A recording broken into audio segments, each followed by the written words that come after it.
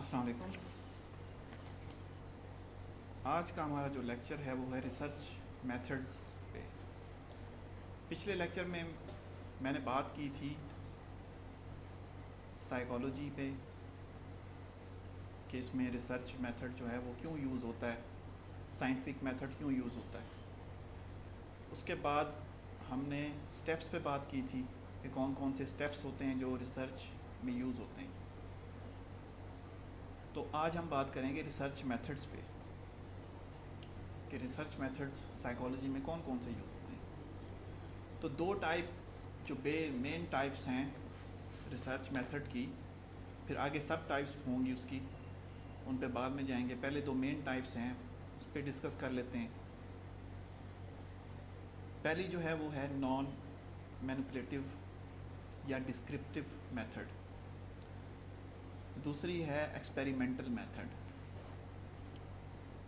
اب نان مینپولیٹیو یا descriptive method میں کیا کچھ آ جاتا ہے یا اس کا کیا مطلب ہے, پہلے اس پہ بات کر لیتے ہیں.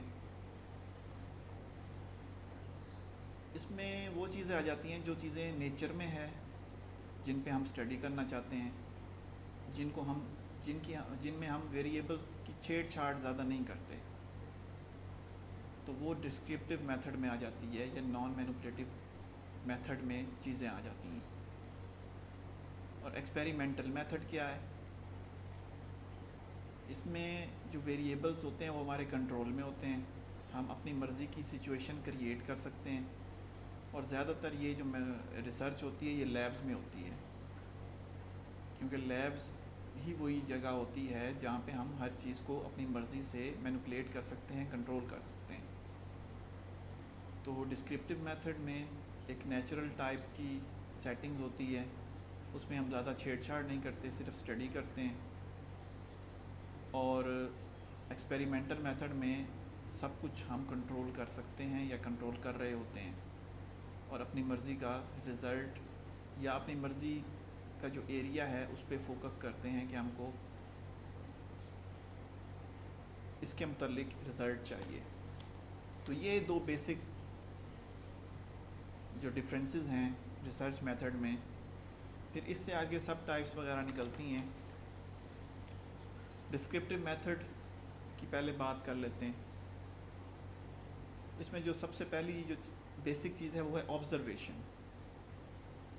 اس میں آبزرویشن یوز ہوتی ہے کیونکہ ظاہر سی بات ہے چیزوں کو ہم خود مینپولیٹ نہیں کر رہے, چیزیں جیسی ہیں ان کو ویسے رہنے دیا گیا ہے, ہم ان کو صرف آبزرو کر رہے ہیں. اور اس میں ہم آبزرویشن کے لیے ڈفرینٹ میتھڈز بھی یوز کرتے ہیں, جس میں ریکارڈنگ ہو گئی, ٹھیک ہے, اور اس کے بعد ہم چیزوں کو انالائز کرتے ہیں صرف آبزرویشن پہ. اب آبزرویشنز بھی دو قسم کی ہو سکتی ہیں, observation without intervention and observation with intervention. Without intervention observation میں کیا آ جائے گا, اس میں بھی آگے ٹائپس ہیں. نیچرلسٹک آبزرویشن, یہ تو پیور ہی بالکل ہی انٹرونشن کے بغیر آبزرویشن ہوتی ہے. مثال کے طور پر آپ ایک گراؤنڈ میں جا کے بیٹھ جاتے ہیں کسی درخت کے نیچے اور لوگوں کو آبزرو کرنا شروع کر دیتے ہیں کہ کس کا موڈ کیسا ہے, کون تیز چل کے جا رہا ہے, کون آہستہ چل کے جا رہا ہے, کون کیا کیا ایکٹیویٹی پرفارم کر رہا ہے. تو یہ بالکل ہی نیچرلسٹک آبزرویشن ہوگی. اس میں جو انٹرونشن ہوگی وہ از اکول ٹو زیرو ہوگی, کہ آپ بالکل ہی انٹروین نہیں کر رہے, جو جیسا ہے اس کو ویسا ہی آبزرو کر رہے ہیں. اور دوسری ہے جی آبزرویشن ود انٹرونشن, اس میں آپ کچھ نہ کچھ انٹروین کر رہے ہیں. مثال کے طور پر آپ کوئی سچویشن کریٹ کر رہے ہیں, یا آپ کسی ویریبل کو وہاں پہ انڈکٹ کر رہے ہیں. سیٹنگز جو ہے وہ نیچرل ہی ہے, آپ لیب میں نہیں جا رہے, لیکن آپ نیچرل سیٹنگ میں بھی کچھ نہ کچھ انٹرونشن کر رہے ہیں, سچویشن کریٹ کر کے, یا کوئی ویریبل ہے اس کو چھیڑ چھاڑ کر کے, ٹھیک ہے. مثال کے طور پر آپ راستے میں کوئی چیز لگا کر راستہ بند کر دیتے ہیں. پھر آپ دیکھتے ہیں لوگوں کا بیہیویئر کہ کون راستہ کھولنے کی کوشش کرتا ہے, کون وہاں سے واپس مڑ جاتا ہے, اور کس کا جو بیہیویئر ہے وہ کیسا ہے. تو یہ آپ نے ایک نیچرل سیٹنگ میں ایک سچویشن کریٹ کر لی ہے, آپ اس کے مطابق اسٹڈی کر رہے ہیں. اس کو کہیں گے آبزرویشن ود انٹرونشن. اچھا, انٹرونشن کی بھی ڈفرینٹ قسم کی ٹائپس ہو سکتی ہیں. پہلی جو ٹائپ ہے وہ ہے پارٹیسپینٹ آبزرویشن, کہ آپ جو چیز آبزرو کر رہے ہیں اس کا آپ خود بھی حصہ بن جاتے ہیں. مثال کے طور پر کوئی کانفرنس ہوتی ہے, آپ نے اس کو جا کے کور کرنا ہے, تو آپ جا کے ان کو یہ نہیں کہیں گے کہ آپ مجھے جی کوئی اسپیشل جگہ دیں بیٹھنے کے لیے جہاں سے میں آبزرو کر سکوں, یا مجھے کوئی اسٹیٹس دیں میری حیثیت کے مطابق. آپ جائیں گے, پرفارما فل کریں گے جو دوسرے لوگ کر رہے ہیں, پارٹیسپینٹ جو ہیں وہ کر رہے ہیں, انہی کی طرح جا کے انہی میں جا کے شامل ہو جائیں گے, اور وہاں پر بیٹھ کر آبزرو کریں گے چیزوں کو, جس چیز کو آپ آبزرو کرنا چاہتے ہیں. تو اس کو کہتے ہیں پارٹیسپینٹ آبزرویشن. اسی طرح سے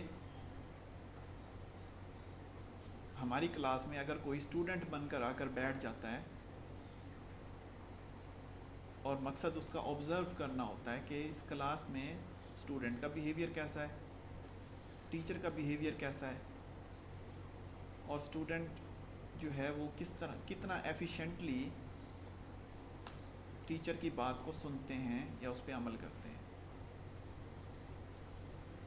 تو وہ جو آ کر بیٹھ جائے گا ایز اے اسٹوڈنٹ بن کر, وہ پارٹیسپینٹ آبزرویشن کر رہا ہوگا. اس کی ایک اور ایگزامپل میں آپ کو دے دیتا ہوں. ایک سائیکالوجسٹ ہے, اس نے اسٹڈی کرنی ہے کچھ پرزنرز پہ کہ وہ وہاں پر کیسا فیل کرتے ہیں, وہ وہاں تک پہنچے کیوں, اس کی وجہ کیا تھی. تو اگر تو وہ ایز اے سائیکالوجسٹ بن کر جائے گا تو اسے اپریہینشن ہے, خدشہ ہے کہ اسے سچائی نہیں معلوم ہوگی. تو وہ کیا کرتا ہے, وہ خود بھی قیدی والا لباس پہنے گا, اپنی ایک سٹوری بنا لے گا کہ میں جی کس جرم میں یہاں پر آیا ہوں. کیونکہ ظاہر سی بات ہے اگر آپ جیل میں جائیں, خدا نخواستہ اگر کوئی جیل میں جائے تو اس کی کوئی نہ کوئی وجہ تو ہوتی ہے نا. اگر ایک ریسرچر جیل میں قیدی بن کر جا رہا ہے, پرزنر بن کر جا رہا ہے, وہی لباس پہن لیا اس نے, تو دوسرے جو قیدی ہوں گے وہ اس سے پوچھیں گے تو صحیح بھائی کس جرم میں یہاں پر آئے ہو. تو وہ ایک اپنی سٹوری بنائے گا, لباس پہنے گا اور جا کے جی جیل میں جا کے بیٹھ جائے گا. اب وہ اپنی سٹوری بھی سنائے گا, بدلے میں ان کی سٹوریز بھی سنے گا, اور جو جو کوشچن اس کے مائنڈ میں ہوں گے وہ بیچ بیچ میں پٹ کرتا جائے گا ان کو, اور ان کے آنسر لیتا جائے گا. تو اس میں یہ ہوگا کہ جو قیدی ہوں گے, دوسرے پرزنرز ہوں گے, ان میں بائسنس نہیں آئے گی. وہ اگر جواب دے رہے ہیں اس تو اس کو اپنے جیسا سمجھ کے جواب دے رہے ہیں, ان کو اس سے کوئی خطرہ نہیں ہے, ان کو اس سے کوئی جھوٹ بولنے کی ضرورت نہیں ہے. کیونکہ ظاہر سی بات ہے, آپ نے اکثر دیکھا ہوگا ہم اتھارٹی سے اکثر جھوٹ بول لیتے ہیں, لیکن جو اپنے برابر کے کاؤنٹر پارٹس ہوتے ہیں ان کو ہم بتا دیتے ہیں یار یہ بات ایسے تھی, اب مجھے جھوٹ بولنا پڑ گیا اتھارٹی سے تاکہ سزا سے بچ سکیں. تو یہی کام پریزنرز بھی کرتے ہیں کہ اگر اتھارٹی ان سے کوئی جواب مانگے تو ان کو جواب نہیں دیتے, لیکن آپس میں ان کو ایک دوسرے کا سب پتہ ہوتا ہے. تو یہ جو پارٹیسپینٹ آبزرویشن ہے یہاں پر اس وجہ سے بہت کام آتی ہے. انٹرسٹنگ بھی ہے یہ کہ ویسے تو آپ کبھی جیل نہ جا سکیں, لیکن ریسرچ کرنے کی غرض سے آپ تھوڑی دیر کے لیے یا کچھ دنوں کے لیے آپ قیدیوں جیسا بیہیویئر حلیہ بنا کر آپ جیل میں جا کر بیٹھ جائیں, اپنا کام بھی کر لیں اور ایک ایکسپیرینس بھی لے لیں، ایک ایڈونچر بھی ہو جائے آپ کے لیے. تو تو یہ جو آبزرویشن ہے، پارٹیسپینٹ آبزرویشن، اس کانٹیکسٹ میں ایک انٹرسٹنگ بھی ہے اور پریکٹیکل بھی ہے. اور پریکٹیکل زیادہ تر ان کے لیے ہے جن کو تھوڑا سا ایکٹنگ آتی ہے. یہ نہیں کہ وہ جا کر جی وہاں پر بالکل ہی ایکسپوز ہو جائیں اور ان کی اپنی جان خطرے میں پڑ جائے.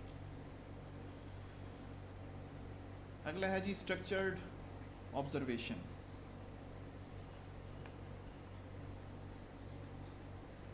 اسٹرکچرڈ آبزرویشن میں وہی چیز آ جاتی ہے کہ جو سیٹنگز ہیں وہ تو نیچرل ہی ہیں، لیکن اس نے خود سے کوئی سچویشن کریٹ کر لی ہے. اس کی ایگزامپل بھی میں پہلے آپ کو سمجھا چکا ہوں. اگر کسی کے مائنڈ میں کوئی اور ایگزامپل بھی آتی ہے تو وہ بھی لکھ سکتا ہے. آگے ہے جی فیلڈ ایکسپیریمنٹس. فیلڈ ایکسپیریمنٹس بھی وہی چیز ہیں، experiment in the natural settings. The degree of control is far less than the laboratory experiments. کہ اس میں بھی ہم چیزوں کو تھوڑا بہت کنٹرول کر رہے ہوتے ہیں، لیکن نیچرل ہوتا ہے، وہ سیٹنگ نیچرل ہوتی ہے. لیبارٹری کی طرح ہم ہر ایک ویریبل کو کنٹرول نہیں کر رہے ہوتے، کچھ ویریبلس کو ہم نے نیچرل ہی چھوڑا ہوتا ہے. تو اس کو ہم فیلڈ ایکسپیریمنٹ کہتے ہیں. آگے ہم چلیں گے. آگے کو ریلیشن ریسرچ ہوتی ہے. کو ریلیشن کیا ہوتا ہے؟ دو ویریبلس کا آپس میں تعلق کیا ہے، اس پہ ریسرچ جو ہم کرتے ہیں اس کو کو ریلیشن ریسرچ کہتے ہیں. مثال کے طور پر اگر میں آپ سے یہ کہوں کہ آپ جتنا زیادہ پڑھیں گے آپ کے مارکس اتنے زیادہ آئیں گے، اور اس پر میں ایک ریسرچ بھی کر رہا ہوں اور میں اپنے اسٹوڈنٹس کو آبزرو کر رہا ہوں کہ کون سا اسٹوڈنٹ کلاس میں زیادہ اٹینٹیو ہوتا ہے، کون سا اسٹوڈنٹ زیادہ کویشچن کرتا ہے، کون سا اسٹوڈنٹ جو ہے وہ میرے کویشچن کے آنسر زیادہ بہتر طریقے سے دیتا ہے. تو میں آبزرو بھی کر رہا ہوں اور یہ بھی دیکھ رہا ہوں کون کتنی محنت کر رہا ہے، کون کتنا پڑھ رہا ہے. پھر اینڈ میں جب رزلٹ آتا ہے، جو میں ان کا پیپر دیکھتا ہوں، تو واقعی یہی جو ایکٹیو اسٹوڈنٹس ہوتے ہیں ان کے مارکس باقی اسٹوڈنٹس سے زیادہ ہوتے ہیں. تو یہ ایک کو ریلیشنل ریسرچ ہے کہ میں نے دو ویریبلس کا آپس میں کو ریلیشن دیکھا ہے. اب کو ریلیشن جو ہے وہ پازیٹیو بھی ہوتا ہے، نیگیٹو کو ریلیشن بھی ہوتا ہے، اور زیرو کو ریلیشن بھی ہو سکتا ہے. پازیٹیو کو ریلیشن کب ہوگا؟ کہ ایک چیز کے ایک ویریبل کے بڑھنے سے دوسرا ویریبل بڑھ جائے، یا ایک ویریبل کے کم ہونے سے دوسرا ویریبل بھی کم ہو جائے. یعنی کہ جیسا اثر پہلے ویریبل پہ ہو ویسا دوسرے پہ بھی ہو. پہلا کم ہو رہا ہے تو دوسرا بھی کم ہو رہا ہے، پہلا بڑھ رہا ہے تو دوسرا بھی بڑھ رہا ہے. مثال کے طور پر ہم جتنی زیادہ محنت کریں گے اتنے زیادہ مارکس آئیں گے. تو یہ ایک پازیٹیو کو ریلیشن ہے. اب نیگیٹو کو ریلیشن کیا ہے؟ کہ ایک ویریبل بڑھ رہا ہے تو دوسرا کم ہو رہا ہے، اگر دوسرا کم ہو رہا ہے تو پہلا بڑھ رہا ہے، یعنی الٹ ہو رہا ہے کام. تو اس کو ہم نیگیٹو کو ریلیشن کہیں گے. مثال کے طور پر آپ ایکسرسائز کرتے ہیں اپنا ویٹ لاس کرنے کے لیے، ویٹ لوز کرنے کے لیے. تو آپ جتنی زیادہ ایکسرسائز کریں گے آپ کا ویٹ اتنا زیادہ لوز ہوگا. ایک ویریبل آپ بڑھاتے جا رہے ہیں، دوسرا ویریبل کم ہوتا جا رہا ہے. پہلا ویریبل تھا ایکسرسائز، دوسرا ویریبل ہے آپ کا ویٹ. ایک ویریبل آپ جتنا زیادہ کریں گے اتنا دوسرا ویریبل کم ہوگا. یہ ہے نیگیٹو کو ریلیشن. بات یہ پازیٹیو ہے، لیکن سائنٹیفکلی ہم پڑھ رہے ہیں چیزوں کو، تو اس کو ہم نے اس کو کہا جاتا ہے نیگیٹو کو ریلیشن.